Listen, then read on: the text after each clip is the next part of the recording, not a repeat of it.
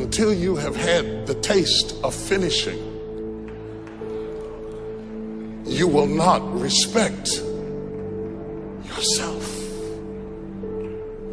Until you follow through, until something is done, come hell or high water, tears and struggles and pain, and you go through it anyway, and you show up and you continue to fight on no matter the circumstances. After a while, something begins to wither inside of you. How do you do that? How do you change your mind away from fear to big, hairy, audacious goals? How do you do this thing where you become what you think about? How do you think about something different? Well, you do what you're doing now, but you do it on such a consistent basis that it changes the makeup and the shape of your psyche, your spirit, and your future and your destiny. You need to learn to think, because thinking makes you act effectively in the world. Thinking makes you win the battles you undertake, and those could be battles for good things. If you can think and speak and write, you are absolutely deadly. Nothing can get in your way. Number one thing in your world is not your education. It's your dream. So what you dreaming about, y'all? What you still dreaming about? What is God still showing you in your imagination? What are you so afraid of? Why would you not take that leap and go for it before you mess around and die? Why would you not go and see what God really got for you before you leave this world? Why would you hang on to a job? If you live in paycheck to paycheck right now, when you retire, they're going to give you 1/3 of what you can't live on now.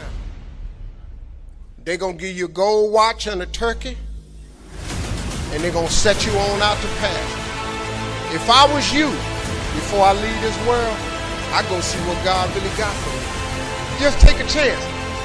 Now here's why you should take the chance. Name me one time God has not pulled you through. Just name it. Name the one thing God has never pulled you through. If he ain't pulled you through it, he's currently pulling you through it right now. And the reason I know I'm telling the truth is because you're sitting in here. If God was through with you, he wouldn't wake you up no more. When he wakes you up, it's because he ain't through with you yet. He got something else for you. So why don't you go see what that is? Look, it's mostly black people in here. Why we keep living our lives like we still slaves? Why we got to live our lives like we owe them something? Man, you owe yourself something. Go be free. Go see what God got for you. Oh, Steve, that's easy for you to say. You rich. Hell, did you hear me? I lived in a car for 3 years. On October 8th, I won $50. October 9th, I quit. How big a jump you want to take? You ain't even got to do that. A lot of y'all got savings. You may not have 3 years up, but you only need a little bit. Just jump. Go see what God got for you. Quit sitting here in your life posturing like it's okay. Quit funking the fake. Quit faking the funk. Quit got people thinking you something you ain't, man, when you really know you won't be something else. Some people quit because things are out of control. Nobody quits what you can control. But the moment you get in something where you don't get your way, or you get reprimanded, or you get corrected, or you go through this, or you go through that, or you go through the other, or it's bad conditions or bad circumstances, the first thing the immature mind says is, this is ridiculous, I quit. My self-esteem, even though I was building it up and I lost weight and stuff like that, I'm now around the most uncommon of uncommon people. And I'm like, my God, I'm here. Do I belong here? Do I belong here? So your mind has a good way of taking the path of least resistance. Whenever friction happens, friction causes growth. Whenever friction happens, that's why a lot of us don't have any growth, because when friction happens, we go the opposite direction. So in my mind, when friction happened, my mind said, oh, hey, man, let's get out of here. You're not real. You've lied your whole life. You come from this, you come from this, you can barely read. Those things, so whenever times got hard, my mind said, you're not good enough. Let's go. So my eyes, my mind weren't connecting. So how you combat that is this. I call it the cookie jar. You have to remind yourself. We all have a story. We've all of us have gone through very hard times. But when we're in a hard time, our mind has a way of forgetting what all we've overcome. I have a way of taking 1 second when I want to quit and saying, okay, you endured this. So I look at my life and how I came up as the ultimate training ground versus most people look at it as why? Woe is me. God, why? Why? I had to flip this upside down and say, hang on a second. God was training me to be one of the baddest men on the planet Earth. That's how, this was my journey. Because those things beat me, but they didn't kill me. You got to have a permeating attitude that you're going to win. You got to have a positive outlook. You got to be optimistic. You got to know you're going to win. You got to, right now, you got to say, I'm going to win. I don't mean just this contest. I don't mean the contest. I mean, I'm going to win. I'm going to win. My life is going to win. There's going to be a victorious life here. Because listen to me, the price you pay for losing here is too extreme. You have to carry the burden of failure the rest of your life. You carry that around with you if you fail here. The biggest thing that breaks my heart is you feel the spirit right now. And then when you get back, these dream stealers run into you. And they start to steal your dream. And you quit.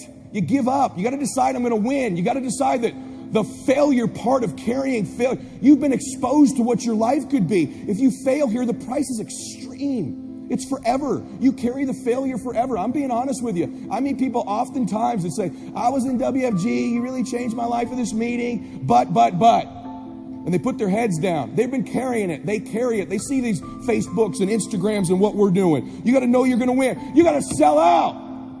Yeah, I'm telling you, you got to become a sellout. You need to sell out. You need to get obsessed. You got to get relentless. You got to be a road dog. You got to get intense. That's what you got to do. You got to put your head down for a 4 to 6 year window. I don't care if you're brand new or you're one of these front rows. We need 4 to 6 years right now, like the best you ever had. You can feel it from me right now. I've been doing this 25 years. I haven't felt like this in 20. This is going to be the best run we've had. We're playing offense again. We're selling the dream again. You can feel it. We got some swagger at this convention, don't we? You can feel it. You can see the videos. We need your best. Let's go on a run. See, we're a family. We're a dysfunctional family sometimes, but we're a damn family. We don't always get along, but at the end of the day, we've done something great together. We've made history together. It's so funny we're talking about, there's nothing even remotely, there's not even something even 22% the size of WFG. It's hilarious that somebody you think that there's something like this. My God, this is a behemoth. This is the Lakers, this is the Yankees, this is the Celtics, this is the Dallas Cowboys, this is the Patriots. There's nothing like it in the world. There's some dream stealers. You need to look out for these 4. I don't want them to happen to you. You ready? Say yes. Dream stealer number 1 that'll take you out of here. Lack of confidence or faith. Lack of belief. It'll steal your dream. You got to know you're going to win. You got to have some faith. These people sitting around you right now, they're whispering to you, you could do this. I believe in you. Just like when you were a little boy. Just like when you were a little girl. They've always believed in you. They've always known you were going to do something special. They always knew you were great. You need to know it. You need to take that God that's sitting there with you and those precious souls that have passed, that have always believed in you, and you carry them with you everywhere. They're with you anyway. Acknowledge them. If you don't believe that, honor them. Honor God. Honor these people who believed in you with your magnificent life. Honor them. Don't give in to lack of belief, lack of confidence. Don't ever do that again. Don't do it in WFG or out of WFG. You were made to do something great. You're special. You were made in the image of God. Something awesome is supposed to happen for you. And those of you that have made something awesome happen, something even more awesome is supposed to happen for you. Is the greatest single obstacle to our success is our self-limiting beliefs. Is we believe that we're limited in some way. Our friend this morning was talking about the fact that each person is a potential genius, that you have genius inside you, that you have unlimited potential, which is what we agree, we believe passionately. But if we believe that we are limited in some way, it becomes true for us. It becomes our belief. By the way, I didn't do well in school, and before we came here, I was going to do some background checking on the people here. What I found is there's a lot of people in this audience who didn't do well in school. Yes. So a lot of people here got lousy grades in school. I was astonished to look at the high percentage. In fact, you could be sitting next to one of them right now. Yes, we know who you are. Now here's the problem, is that if you're told, which I was, and all the time you're growing up, they say you have to get good grades or you won't do well in life. You have to get good grades or you won't get into college. You have to get good grades or you won't get a good job, won't get very well, and so on. They tell you that to encourage you to get good grades. So what if you got lousy grades for whatever reason? Well, now you could be 25 or 35 years old and you don't even try. You don't even try because, hey, you didn't get good grades in school, so you're kind of short of potential. And what we do is we actually sabotage ourselves. We drive with our foot on the brake of our own potential because we think, well, I didn't really get good grades in school. And then you read the studies and you find that most of the people who got straight A's work for the people who got B's. And the people who got B's work for the people who got C's who own the companies. And the people who own the companies got the money from the venture capitalists, all who got D's in school. You know, and so the grades that you got in school are irrelevant. But if you believe that because you got poor grades or because you didn't get started, you didn't go to college or something else, if you believe it becomes true for you. So the first thing you do is you have to challenge your self-limiting beliefs and realize that most self-limiting beliefs have no foundation in reality. How many times have you had an experience where you thought you had no skill or ability in some area, and then you started working in that area and it turned out to be pretty capable, and you're quite amazed and you never had that idea? The fact of the matter is we all have that throughout life. My friend Dennis Waitley has this wonderful line. He said, you could not use all of your potential if you had 100 lifetimes. You have so much potential. And what holds us back from using all of our potential is we believe that we don't have it. I will never forget the story of this fellow's grandfather came out, homesteaded a piece of land in Alberta, passed it on to his grandfather, passed it on to his father. The father could never make a living on it. Finally passed on to the son. The son was on welfare and raising goats on this quarter section in Alberta. None of the family for 3 generations had ever made any money on this hard scrabble piece of farm. And along came an oil company. The oil company said, can we drill on your land? If we find oil, we'll sign an extraction agreement with you, royalties and so on. They drilled on his oil. They found an oil pool. And within overnight, he was a millionaire. He had an income of something like $150,000, $200,000 a year for the next 30 years.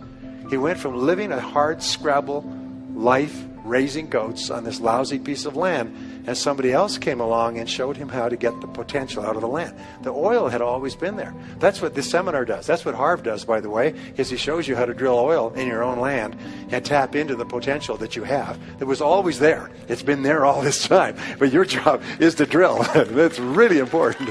And that's what we're here for 3 days, is to look for insights. So remember this. Always ask yourself, if you have a self-limiting belief, what if it wasn't true? What if it wasn't true? My son, going back to David, David was really shy when he was growing up, and so I would say, you know, one thing I know about you, David, is you're not afraid of anything. He said, oh, I'm afraid of everything. He's afraid of riding a bicycle, and he's afraid of this. He's afraid of ghosts in the night. No, David, you're not afraid of anything. And I say to Barbara, he said, one thing I know about David, he's not afraid of anything. And she said, yes, I am. We drive along, I say, well, you know, I really admire David because he's not afraid of anything. And I would just say this, and I changed his name to Dave the Brave. And then I shortened it to Le Brave. I say, where's Le Brave? Where's Le Brave? Where is he? How are you doing, Le Brave? I called him that. I started calling him Dave the Brave all the time. And, you know, at a certain point in his life, he started saying, you know something, I'm not afraid of anything. It changed his whole life. You reprogrammed him to tell him, because other than that, he had a self-limiting belief. And it's really important. Anyway, so your beliefs are important, and your whole attitude toward life is determined by your beliefs. And here's the interesting thing. You come into the world with no beliefs. Every belief that you have, good or bad, you learned from childhood. And most of your self-limiting beliefs, if not all of them, have no basis in reality. Is you have the capacity to do anything, be anything that you want. You could learn any subject. You could become a doctorate in any university. You could memorize, then learn languages. And the more you learn, the more you can learn. The more you use your brain, the more your brain is capable of learning more things.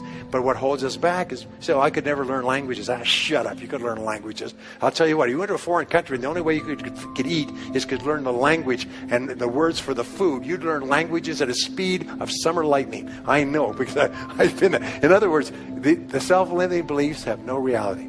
So the belief that you have to have programmed in, put in your computer, is that you are going to be a big success in life. And everything that happens is part of this great process. Now, the next law is called the law of expectations. Again, there's libraries of books and years of research on this. Expectations theory, by the way, is the foundation of all economics. It determines the drift of stock markets, the movement of world finances. It determines the investment. Entrepreneurs have high expectations that their entrepreneurial efforts are going to work. We would not start a business without high positive expectations.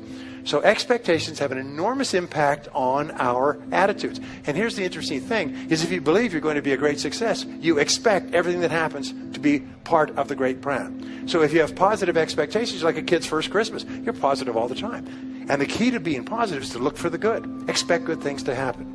we say that whatever you expect with confidence becomes your own self-fulfilling prophecy. Is you are constantly predicting your future by talking about how the way you think things are going to turn out.